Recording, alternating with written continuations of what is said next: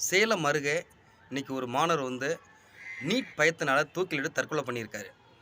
கிட்டத்தட்ட திமுக ஆட்சி பொறுப்பேற்ற பிறகு 24வது தற்கொலையா இது அமைஞ்சிருக்குன்னு எடப்பாடி பழனிசாமி அவங்க வந்து ஒரு அறிக்கைய ஒரு கண்டனத்த வெளியிட்டிருக்காரு. அதாவது பொய்யான ஒரு தகவல நீங்க சொல்லிட்டே வந்தீங்கன்னா, அந்த விளைவு என்னவா இருக்குங்கிறத அப்பாவும், பையனும் தெரிஞ்சுக்கணும்.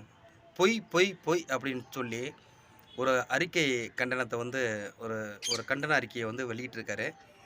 உண்மையிலே வந்து அவரு சொன்னதுல வந்து நம்ம பொய்ன்னு சொல்ல முடியாது. உண்மதான். காரணம், நீட்ட நாங்க ஒழிப்போம். அதுக்கான ரகசியம் எங்களுக்கு தெரியும்னு சொல்லி சொல்லி மாணவர்கள ஒரு நம்பிக்கைய வந்து விதைச்சுக்கிட்டே வந்தாங்க.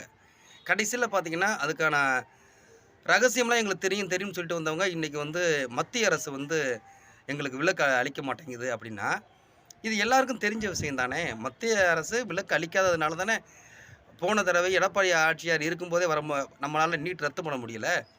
நீங்க தான் சொன்னீங்களே நீட்டுக்கான ரகசியம் எங்களுக்கு தெரியும்னு. அது ரகசியம் என்னான்னு கேட்டா, மத்தியில காங்கிரஸ் ஆட்சி அமைச்சிருந்தா, நாங்க நீட்ட ரத்து பண்ணியிருப்போம். அத நீங்க முன்னாடியே சொல்லியிருக்கணும்ல.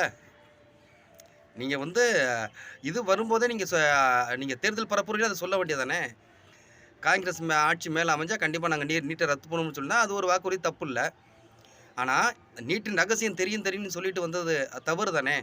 இன்னைக்கு எதிர்க்கட்சி தலைவர் வந்து ஒரு கண்டனத்த பதிவு பண்றாருன்னா, அதுல உண்மை இருக்கத்தானே செய்யுது.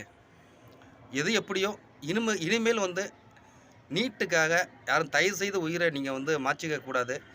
கண்டிப்பா நீட்டு விலக்கு பெற்றா சந்தோஷம் தான். அதுல வந்து மாற்று கருத்து இல்ல. ஆனா விலக்கு கிடைக்கும் அப்படிங்கிற நம்பிக்கையில இருக்க வேண்டாம்.